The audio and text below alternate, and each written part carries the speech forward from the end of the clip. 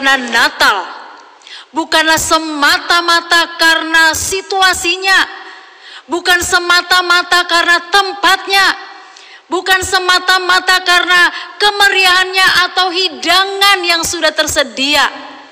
Tetapi Natal berbicara tentang kesediaan hati kita menerima kehadirannya, kesediaan hati kita untuk dilawat, untuk dipulihkan, untuk dibaharui oleh kasih-Nya, dan memampukan kita untuk menjalani hari-hari kita lebih berkualitas lagi.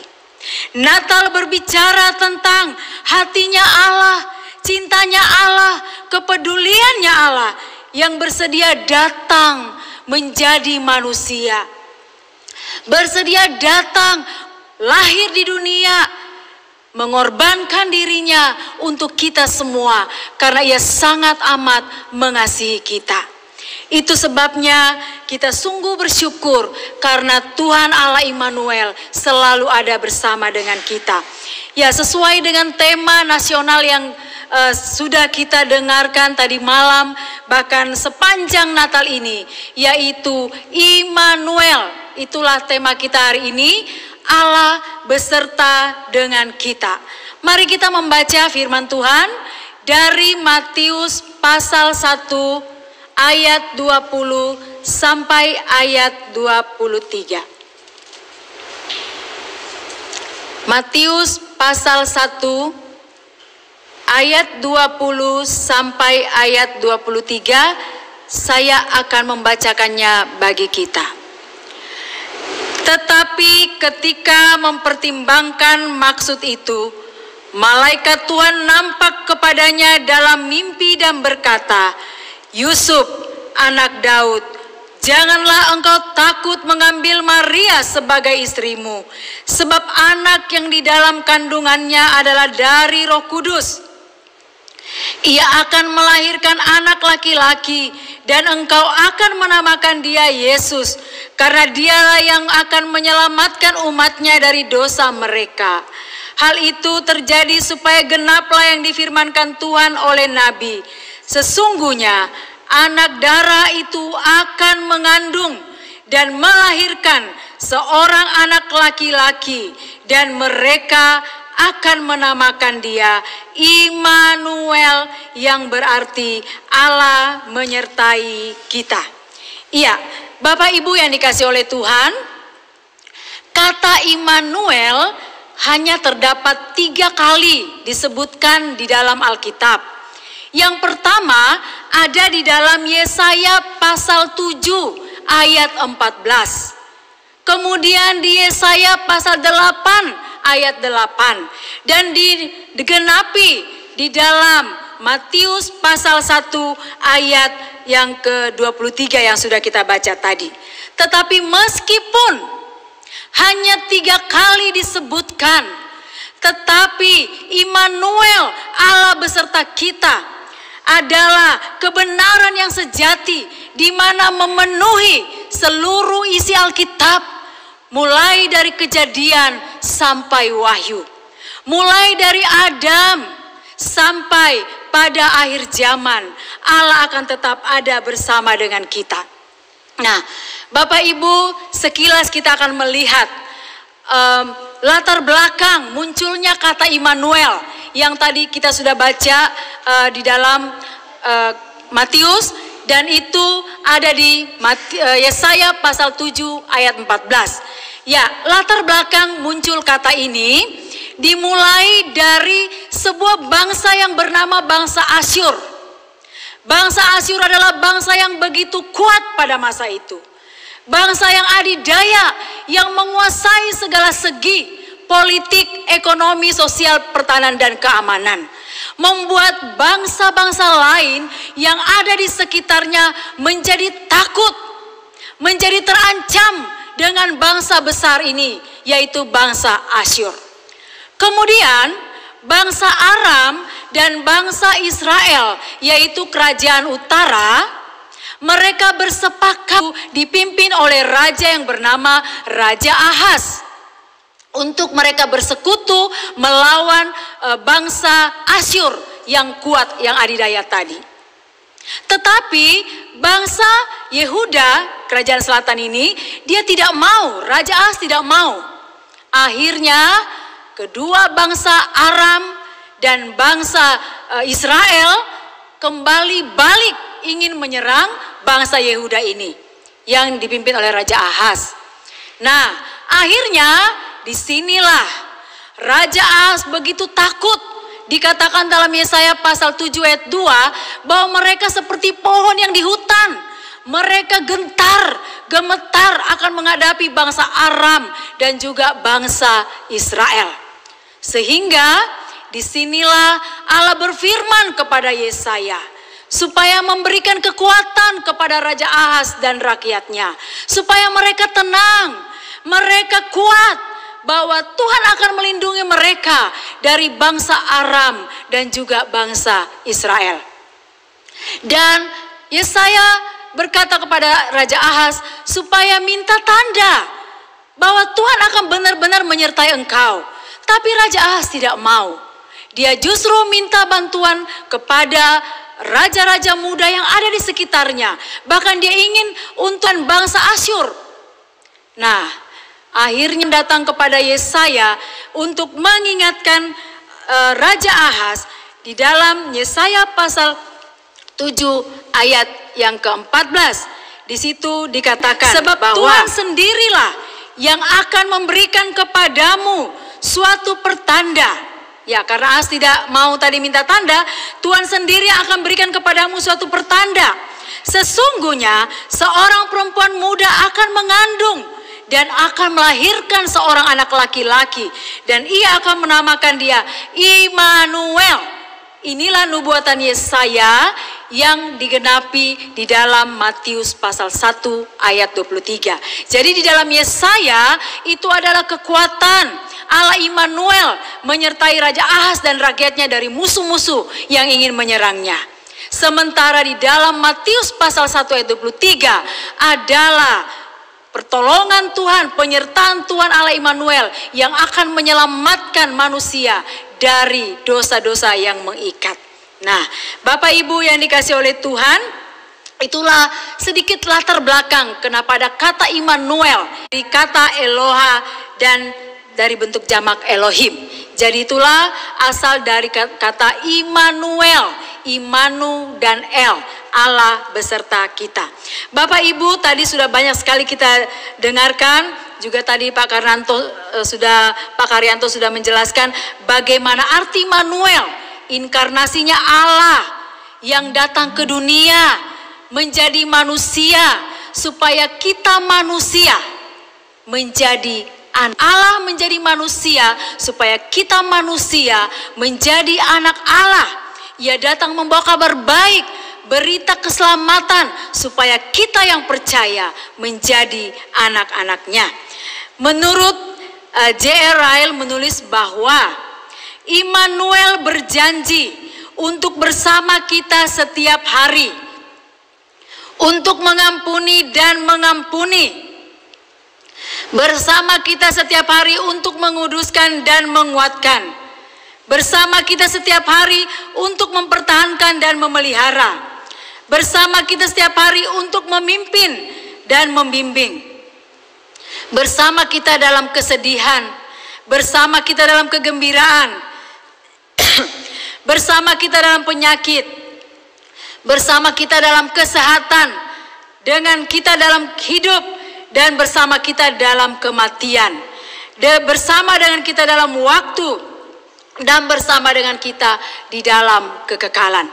Itulah kesimpulan dari semuanya. Sungguh jaminan yang luar biasa menurut Wiersbe bahwa Immanuel, dia menyertai kita melalui rohnya, dalam firman-Nya, pemeliharaannya, dan hadirat ilahinya.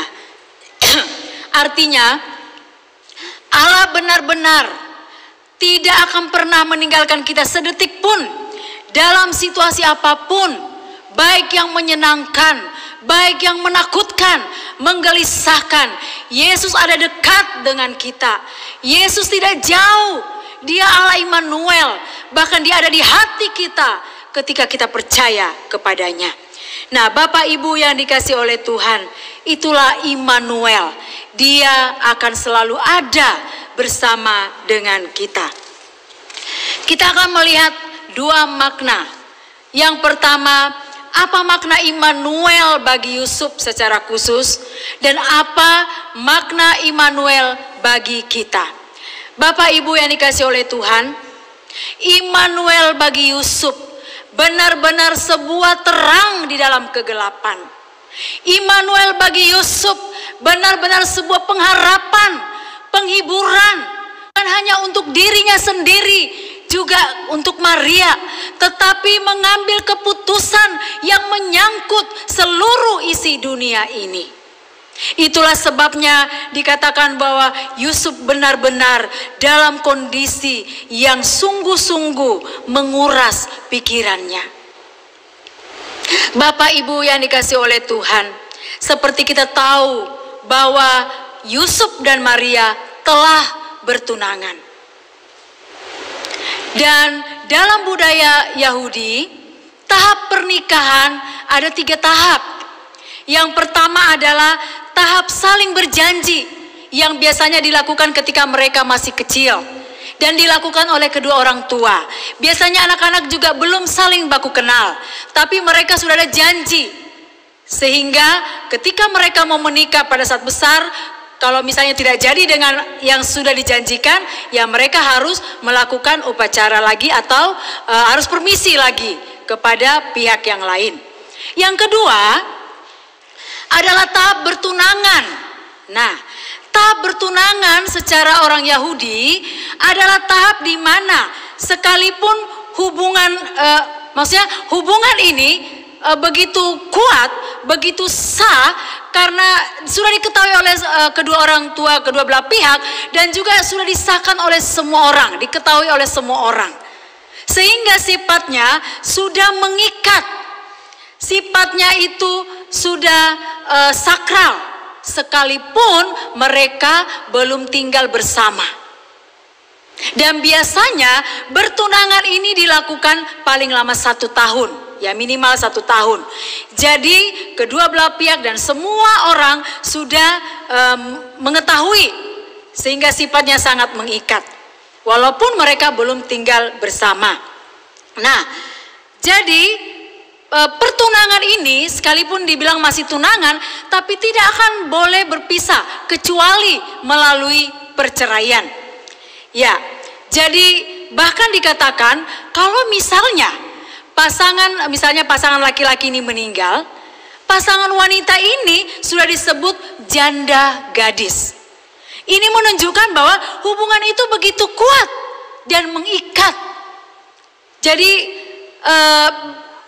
sudah benar-benar seperti sudah resmi begitu. Nah, sehingga situasi inilah yang benar-benar membuat Yusuf begitu dilema. Satu sisi dia sangat mencintai Maria tunangannya, yang sangat baik, yang sangat taat, yang sangat mengasihi dia. Tapi di satu sisi dia mendengar bahwa Maria telah mengandung. Dan diam-diam dia ingin berencana untuk menceraikannya. Selain itu, di dalam Ulangan pasal 22 ayat 23 dan 34 dikatakan, apabila ada seorang gadis yang masih perawan dan yang sudah bertunangan, jika seorang laki-laki bertemu dengan dia di kota dan tidur dengannya, maka haruslah mereka keduanya kamu bawa keluar ke pintu gerbang kota dan kamu lempari dengan batu sehingga matilah gadis itu. Artinya, kalau Maria dan Yusuf sudah bertunangan, sudah resmi, lalu kemudian Maria ini mengandung, maka dikatakan Maria ini telah melakukan zina. Dan orang yang berbuat adalah dihukum mati dengan cara dilempari dengan batu. Itulah di dalam Ulangan pasal 22 ayat 23 dan 24. Inilah yang membuat Yusuf benar-benar dilema. Kalau masa sekarang itu lagi bilang lagi galau, benar-benar galau. Benar-benar tuh sakitnya di sini karena dia sudah bertunangan, lalu kemudian dia dengar Maria mengandung. Kita bisa merasakan kecemasannya, dia nggak bisa tidur, dia nggak bisa tenang, dia bingung bagaimana untuk memutuskan semua ini. Dan dia ingin berencana untuk menceraikan dengan diam-diam. Ya, mungkin karena di dalam Ulangan 22 ayat 28 dan 29 hukum yang lain mengatakan bahwa jikalau seorang bertemu dengan seorang gadis yang masih perawan dan yang belum bertunangan, maka gadis itu hanya membayar 50 shikar perak, laki-laki itu hanya membayar 50 shikar perak kepada ayah gadis itu. Dan gadis itu haruslah menjadi istrinya laki-laki itu. Jadi kalau misalnya dia masih gadis, belum bertunangan, itu hukumannya lebih ringan. Sehingga inilah yang membuat benar-benar dilema bagi Yusuf. Ya, satu sisi dia akan menolong Maria, satu sisi dia harus menghadapi situasi ini.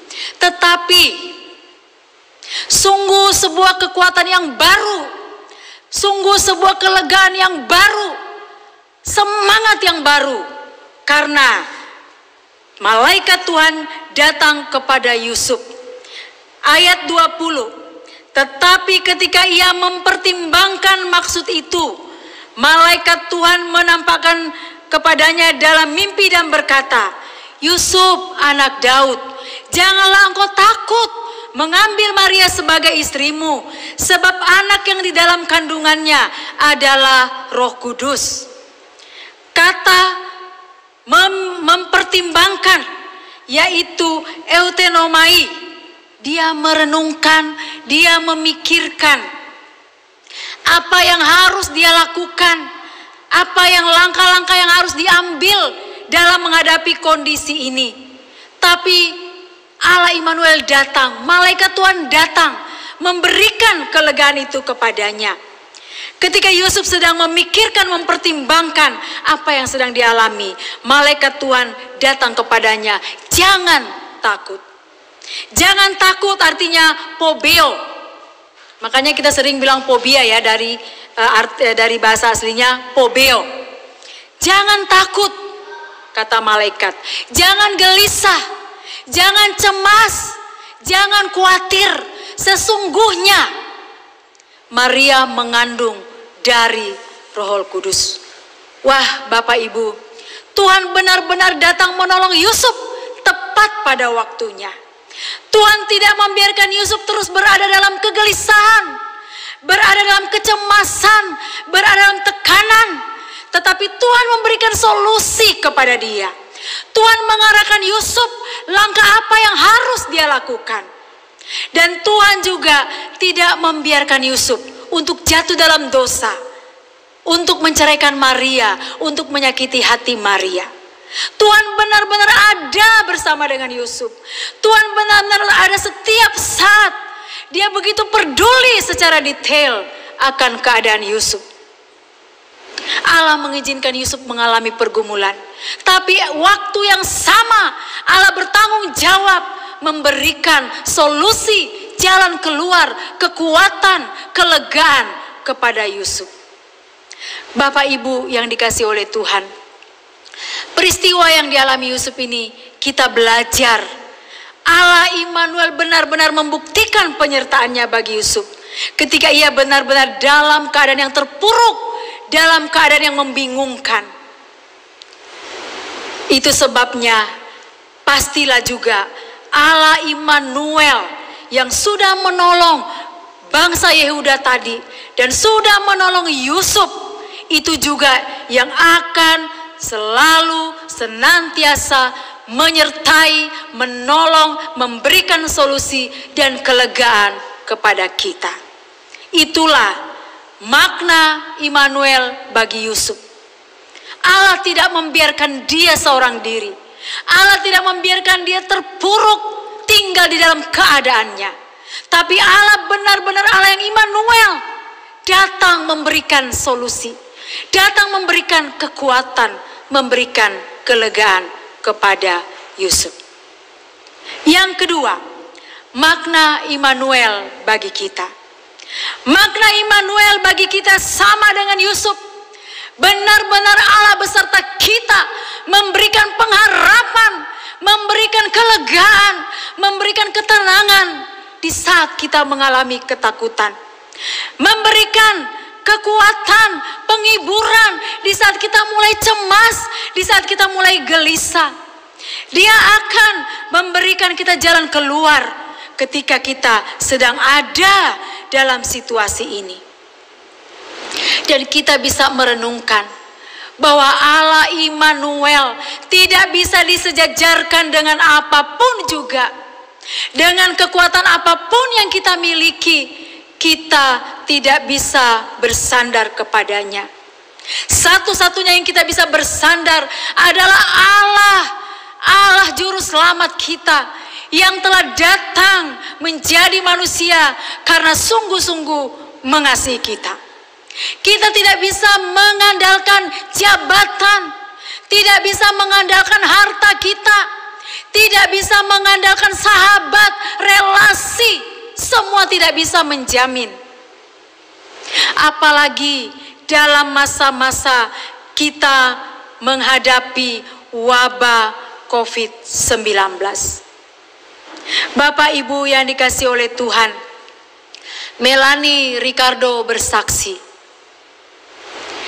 Dia adalah artis terkenal, host begitu terkenal. Dia punya begitu banyak asisten.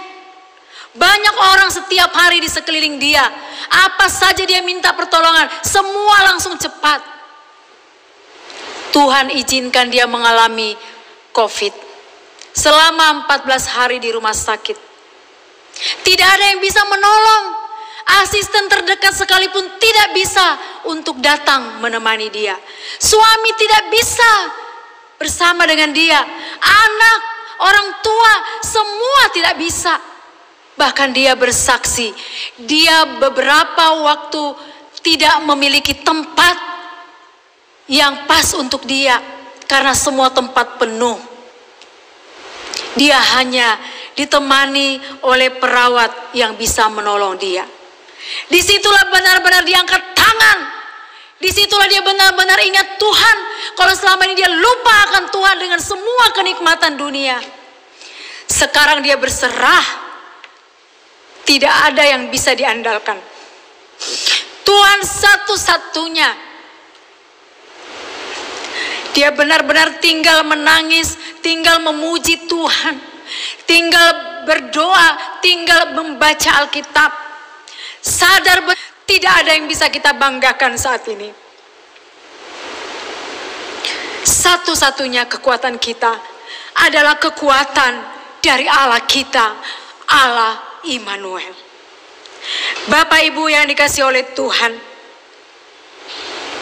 sebagaimana kita ketahui, COVID yang melanda seluruh dunia, tidak hanya seluruh dunia, tidak hanya Indonesia, seluruh dunia mengalami masalah ini. Bahkan kota kita, kota Sorong. Bukan hanya virus yang kita takutkan, tetapi dampak dari wabah ini benar-benar memiliki dampak yang luar biasa dalam segala aspek. Aspek ekonomi, sosial, semua politik semuanya. Banyak orang kehilangan saudara. Banyak orang kehilangan sahabat. Kehilangan orang tua. Kehilangan teman-teman. Banyak kita kehilangan hamba-hamba Tuhan. Kehilangan pekerjaan.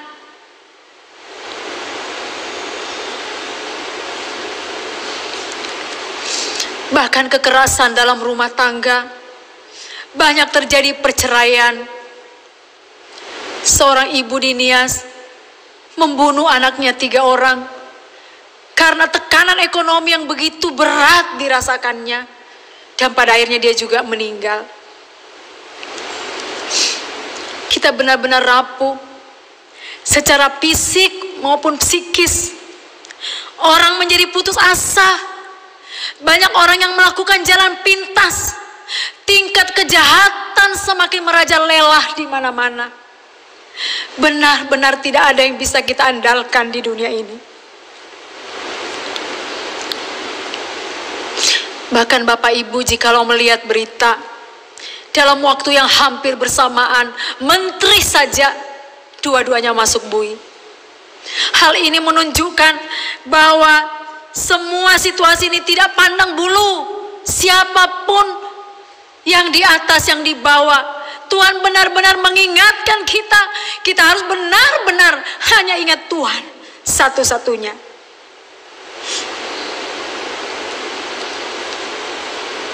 Sebagai orang percaya, sekalipun situasi ini begitu membelat hati kita, begitu memilukan, begitu memedihkan, begitu menekan, begitu mencemaskan, tapi kita harus tetap kuat. Jangan takut, jangan gelisah, sebagaimana malaikat Tuhan tadi mengatakannya. Ia Immanuel, Allah Immanuel, benar-benar akan membuktikan dan sudah membuktikan dan akan terus membuktikan penyertaannya bagi kita semua. Dia akan selalu bersama mendampingi kita. Dia sekali-kali tidak akan meninggalkan kita. Dia akan begitu peduli dengan segala hal yang detail dalam hidup kita. Dia peduli dengan stresnya kita. Dia peduli dengan keputusasaan kita. Dia peduli dengan air mata kita. Dia peduli dengan semua. Bahkan dia peduli dengan masa depan kita. Dialah yang akan memulihkan kita. Dialah yang akan memulihkan situasi ini pada waktunya. Dan dialah yang akan memberikan pengharapan itu kepada kita. Bahkan dia sendiri telah menjadi teladan bagi kita. Dia telah mengalami penderitaan ini lebih dahulu daripada kita semuanya. Ketika dia lahir, dia tidak memiliki tempat yang layak. Sama ketika mungkin sebagian pasien tidak memiliki tempat di rumah sakit. Allah telah terlebih dahulu mengalami, dia tidak memiliki tempat untuk lahir. Dia harus lahir di kandang domba. Kandang domba yang hina. Yesus telah mengalami terlebih dahulu. Bahkan ketika ia akan dikuburkan, dia harus dikuburkan di tanah milik Yusuf dari Arimatea. Ia merasakan sakit secara fisik. Ia didera, ia dipukul, ia dimahkotai duri. Dia sakit secara mental, dikecewakan, difitnah, ditinggalkan oleh murid-muridnya, dikhianati, disangkali. Dia benar-benar menunjukkan secara total keterbatasan sebagai manusia, walaupun dia Allah yang tidak terbatas. Itu karena apa? Karena dia begitu sayang kepada kita, Bapak Ibu, sehingga tidak ada alasan bagi kita untuk berserah kepadanya. Mari kita benar-benar punya komitmen untuk benar-benar mencintai Tuhan kita, Allah Immanuel, yang begitu mencintai kita sedalam-dalamnya. Bapak Ibu yang dikasihi oleh Tuhan, kita belum tahu wabah ini kapan akan berakhir dan apa yang akan terjadi sesudah wabah ini. Tetapi ingatlah, Allah Immanuel akan terus mendampingi kita. Allah Immanuel akan tetap membimbing, mengarahkan, bahkan akan terus mengingatkan kita untuk kita terus percaya, untuk terus bersandar dan mengandalkan Dia satu-satunya.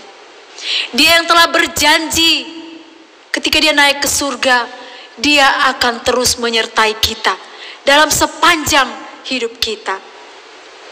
Dia mengasihi kita bukan berdasarkan apa yang kita buat, tetapi karena dia adalah kasih. Yesus Kristus tetap sama, baik kemarin maupun hari ini, sampai selama-lamanya. Ibrani 13 ayat 8. Dan dia berjanji, aku sekali-kali tidak akan membiarkan engkau, dan aku sekali-kali tidak akan meninggalkan engkau. Ibrani 13 ayat 5b. Bapak Ibu yang dikasihi oleh Tuhan, marilah kita benar-benar menaruh iman kita, iman percaya kepada Immanuel, Allah Immanuel, Dialah yang akan menyingkirkan segala ketakutan, kecemasan, dan keraguan kita. Jika Tuhan menyertai kita, kita memiliki kekuatan yang cukup, karena tidak ada yang terlalu sulit untuk Tuhan. Jika Tuhan menyertai kita, kita akan aman, karena tidak ada yang dapat mencelakakan orang-orang yang berjalan bersama dengan Dia. Kiranya Allah Immanuel yang sudah melepaskan Yusuf dan bangsa Yehuda dari semua ketakutan, kecemasan, Dialah juga Allah Immanuel yang akan selalu mendampingi kita, yang akan terus menolong, menguatkan, menjaga kita. Dia tidak jauh Bapak Ibu, Dia ada dekat dengan kita, Dia ada di hati kita, Dia selalu peduli dengan kita. Dia begitu mengasihi kita. Marilah kita terus mengandalkan Dia, terus mengutamakan Dia. Kita sungguh-sungguh memiliki komitmen yang baru di hari Natal ini untuk sungguh-sungguh berserah sepenuhnya dan mencintai Dia lebih dari segalanya. Tidak ada yang bisa kita andalkan di dunia ini. Semuanya sementara, hanya Tuhan kita yang kekal. Marilah kita terus mengandalkan Tuhan kita yang sangat mengasihi kita. Amin.